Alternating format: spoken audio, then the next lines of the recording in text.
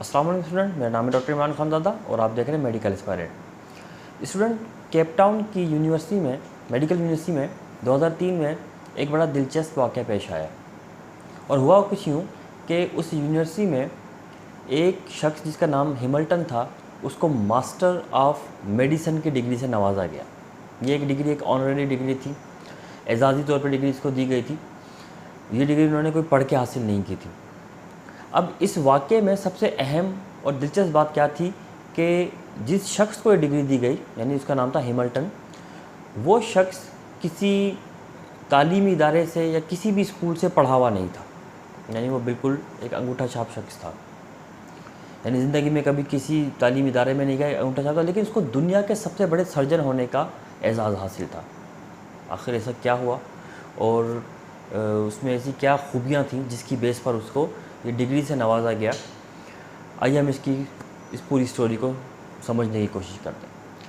हिमल्टन की जो कहानी है, ये उन लोगों के लिए भी एक बहुत बड़ा सबक है जो हमेशा अपनी किस्मत का रोना रोते रहते हैं। यानी ये नहीं मिला, वो नहीं मिला, ये नहीं हुआ, वो नहीं हुआ। हिमल्टन की कहानी उनके लिए भी एक बहुत बड़ा लेसन है। हुआ कुछ यूँ, हिमल्टन केप टाउन के एक गांव में पैदा हुआ। उसके वालिद साहब जो थे वो शेफर्ड थे, मतलब चरवाहे थे और इन जानवरों को चराते थे। उसको ख़ुद को ये पेशा जो था वो पसंद नहीं था।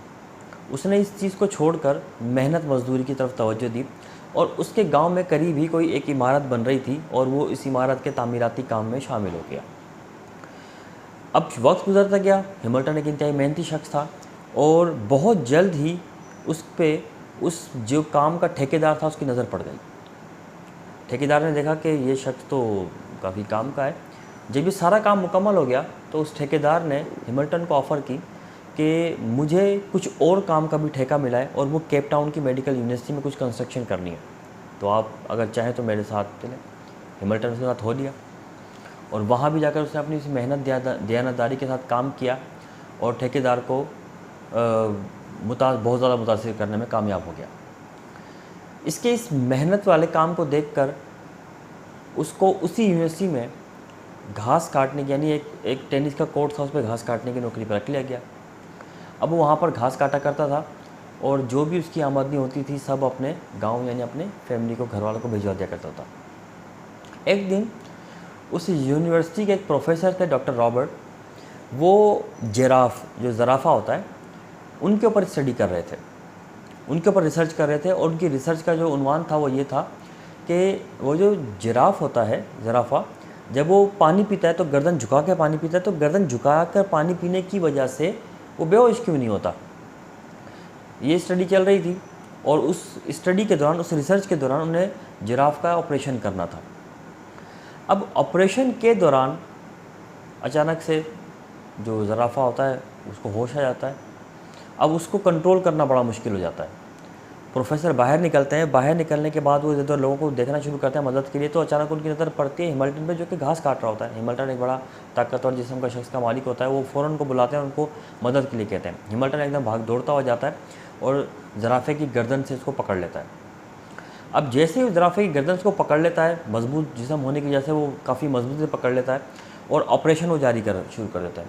इसी दौरान वो चाय का, कॉफ़ी का वक्फा भी लेते रहते हैं, लेकिन हिमल्टन मुसलसल उसको पकड़े खड़ा रहता है और तकरीबन 8 घंटे तक ये एक्टिविटी चलती है, सरगर्मी चलती है और हिमल्टन मुसलसल उसको पकड़े खड़ा रखता है। जब ये सारी सरगर्मी मुकम्मल हो जाती है तो हिमल्टन उस ज़राफ़े की गर्दन को छोड़कर दोबारा मैदान में आ जाता है और वहाँ आकर वो अपना घास काटने का काम जारी रखता है। अगले दिन फिर जब किसी जानवर को हैंडल करने की ज़रूरत पड़ती है, फिर हिमल्टन को बुलाता है और इस तरीके से हिमल्टन का उस सर्जरी के रूम में आना जाना शुरू हो जाता है। सर्जन हिमल्टन की इस कारकर्दगी से बहुत मुतासिर होते हैं और बिलाखिर वो हिमल्टन को उसी सर्जरी हॉल में, यानी उसी जगह पर ऑपरेशन थिएटर में जॉब दे देते हैं।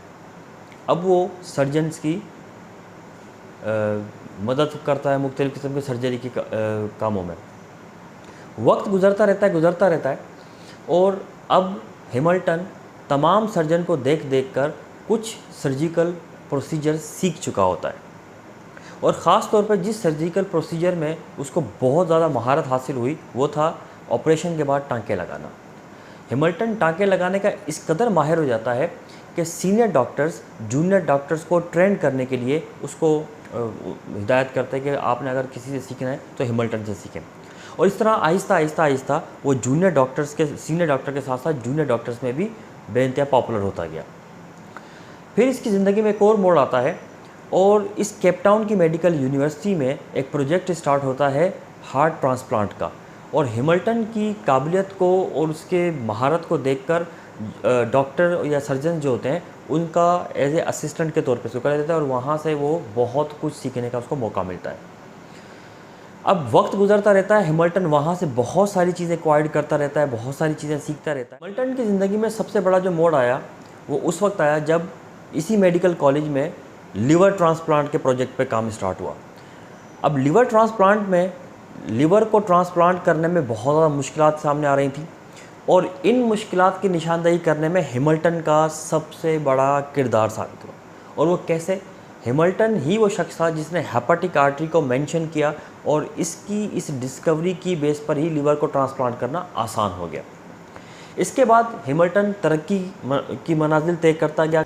हैमिल्टन 50 साल तक उस इदारे से मुंसलिक रहा और इस पूरे दौरानिए में ना इसने कभी छुट्टी की, बल्कि उसके बारे में एक बड़ी दिलचस्प बात मशहूर थी कि जब हैमिल्टन हॉस्पिटल में दाखिल होता तो लोग अपनी घड़ियां ठीक करना शुरू कर देते। उनका कहना था कि हमारी घड़ियां गलत हो सकती हैं लेकिन हैमिल्टन गलत नहीं हो सकता, वो अपने वक्त का इतना पाबंद था।